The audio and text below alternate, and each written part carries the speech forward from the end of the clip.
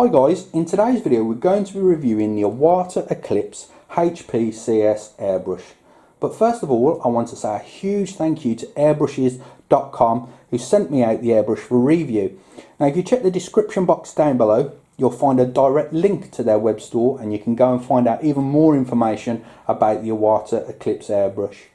Now this airbrush is going to be given away as part of a competition, so I'm not actually going to be using this airbrush for the review. I've already reviewed the Iwata Eclipse about 2 years ago, so I'll be actually editing that video footage into this video so you can see me taking it apart, spraying it and giving a thorough review of the Iwata Eclipse.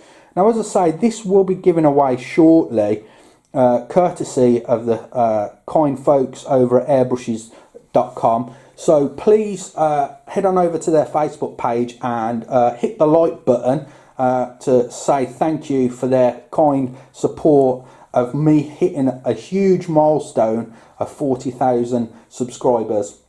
Okay guys, so I'm starting to rattle on a bit now guys, but just before I go, I want to say how awesome the Iwata Eclipse is. Now I've had this airbrush for 2 years and it is still working as good as new, and it's still my workhorse airbrush. Now what I mean by that is I use it pretty much for most tasks. I use it for priming, base coating, varnishing.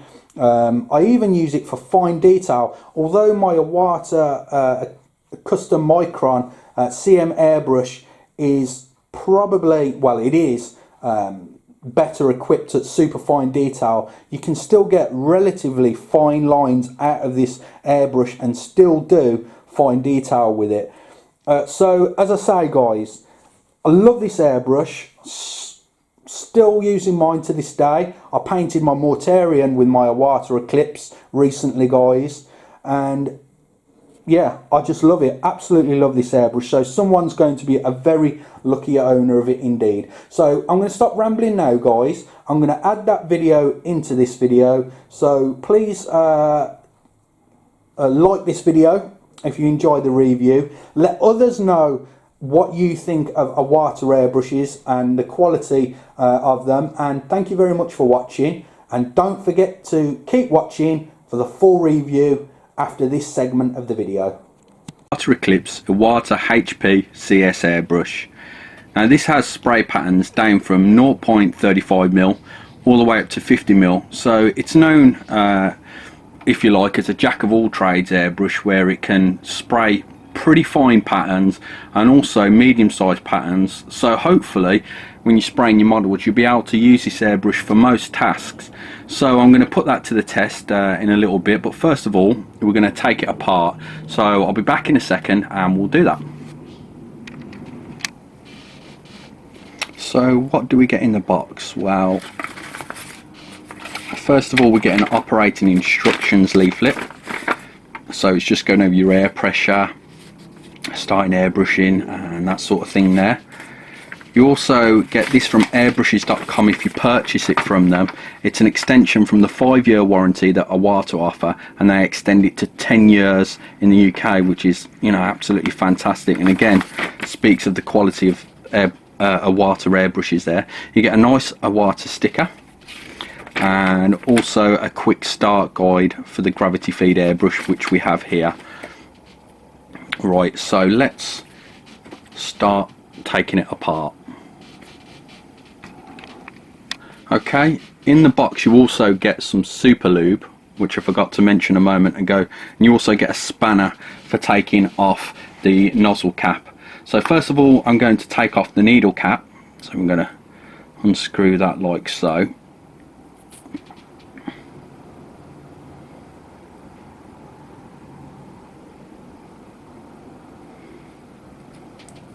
Okay, now we're going to take off the nozzle cap. Not much pressure needed there. And the fluid nozzle on this airbrush is absolutely fantastic. This is how easy it is to take off and put back on. That simple. It literally just sits in the head of the airbrush like so.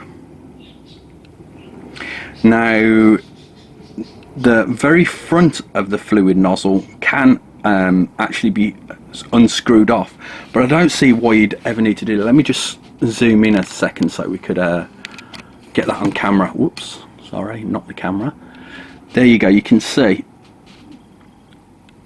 that you could definitely unscrew that there, but you can actually clean, if we can have a look down the fluid nozzle, you can see you could clean out that straight from the front of there. So if you're beginning to airbrushing, this is the type of nozzle that you want, fluid nozzle that you want to use.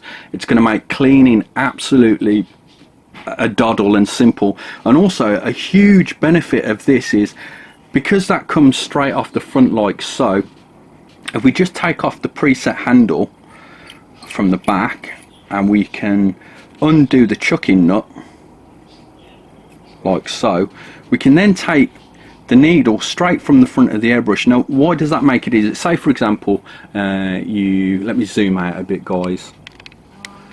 Say for example your airbrush is all dirty and you want to clean the needle out and you want to clean out the front of the airbrush. So you're just going to take the fluid nozzle straight off the front, undo the chucking nut, which we just did a moment ago, and then we can literally take the needle straight from the front of the airbrush, and any paint that's all gunked up on the front of the needle is not going to be dragged from the back of the airbrush as we take it out. So taking it from the front of the airbrush is much better. So that's a huge benefit of this airbrush.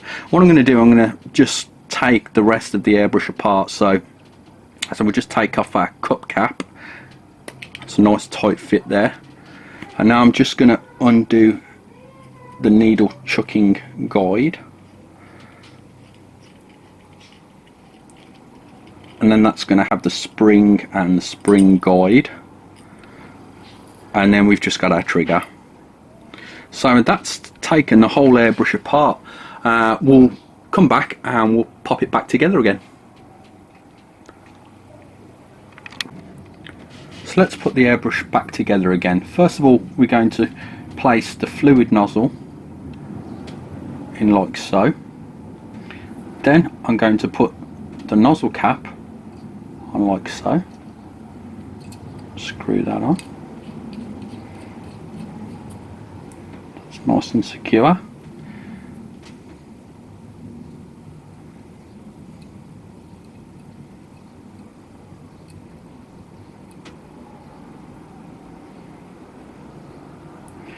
And then we're just going to put the needle cap on, just like so. Then I'm going to replace the trigger back in there. And there's a little cutout you might be able to see on this trigger, and that goes facing towards the back end of the airbrush. You can place that back in, like so. Now we're going to place it in the spring guide. Would help if I was holding it the right way around. It's a good idea when placing this back in is to angle it down and then up as you go in towards the airbrush. So you should be able to do that first time if you angle it correctly. Okay. And there's a little tip here, guys. Depending on how tight you screw the guide back in here, depends on how tight you're going to have your trigger. So if you prefer it to be a bit looser to pull back on, you unscrew it and you can fine tune it, and if you like it a bit stiffer, tighten it up, and you can see it takes more torsion to pull it back there. Right, we're just going to replace the needle.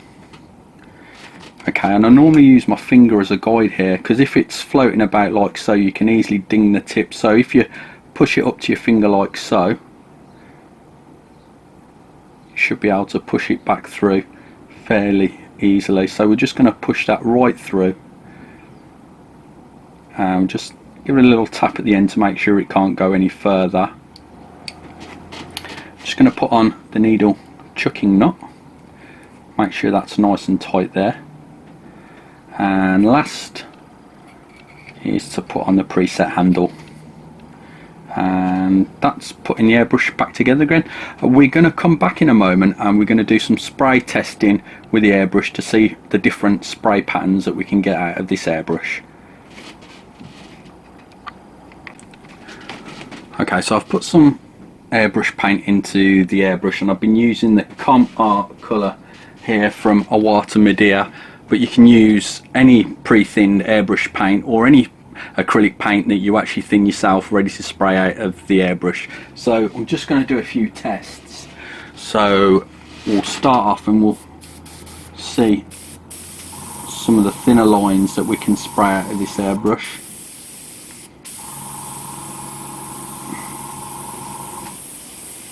I should have picked a darker colour actually, so I might come back in a moment and do that with a darker colour so you can see more clearly the thinner lines that I'm able to get out of this airbrush. And I am able to get ridiculously thin airbrush lines. I'll put my finger here so you can see an idea of how thin a line we can get out of this airbrush.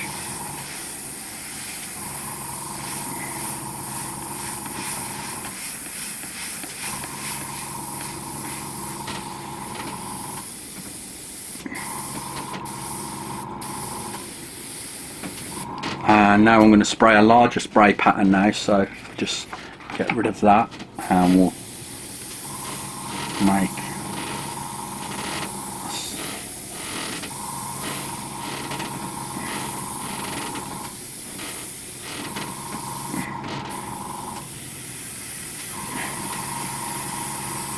and that's quite a nice medium spray pattern, that is, guys. That's going to be perfect for base coating.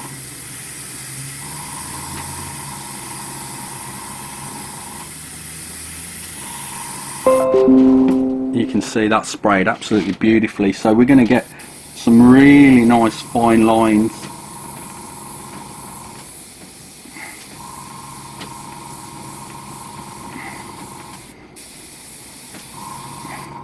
But we're also going to be able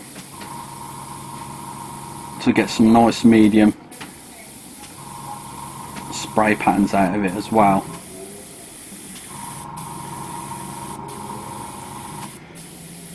That's brilliant. I'm really impressed on how smoothly it's actually spraying.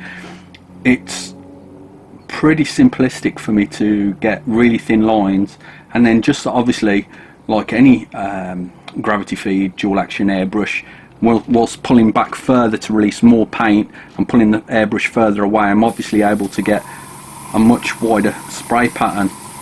But the beauty of this airbrush is it's able to do both very well, which is what you want from an airbrush, especially if it's going to be your first airbrush. You want an airbrush that's going to be easy to spray with, and it's also going to be able to do a multitude of jobs.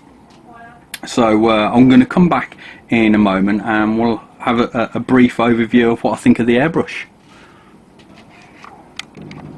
So let's go over some of the key features of this airbrush. So first of all, you can see that there's a cutout on the preset handle, and the reason there's a cutout is so if you get any clogs on your airbrush, you can quickly just grab hold of the chucking nut and pull back a few times, and it will hopefully clean up the clog for you and you can get airbrushing straight away. So that's a nice feature to have. Also, when you see me taking the airbrush apart, you've seen how simple it was to take the fluid nozzle off the front. Now the reason why that's so good is if you want to clean this airbrush, as I mentioned before, taking the needle from the front is super easy. Cleaning the fluid nozzle is going to be super easy as well, and getting into the actual airbrush itself from the head into the cup area is going to be super simple as well. You're going to be able to get pipe cleaners straight through there. So if this is your first airbrush, it's going to make life so much easier when it comes to cleaning. And talking of the performance of the airbrush, well, as you could see, the fine spray patterns that I was able to achieve with this airbrush is absolutely fantastic. Also, medium spray patterns are really good as well, so it's going to be able to fulfill a number of roles. And the key test for me is when I actually test this on a model, I'm going to be using this airbrush to spray my Land Raider, and I'm going to get it to do all tasks. That includes base coating, varnish work, pre-shading, which is going to be fine detail, and then obviously doing shading and highlight work. So I'm going to get this to be performing quite a lot of tasks on one model, and hopefully I'll have that done within the next month or so as a tutorial, and we'll see how well this airbrush really performs. But initially, as this review goes, I think it's an absolutely fantastic airbrush. I highly recommend it. If you want to know more about this airbrush, please check the description box down below. I'll put a link down to airbrushes.com where you can check out more about this airbrush.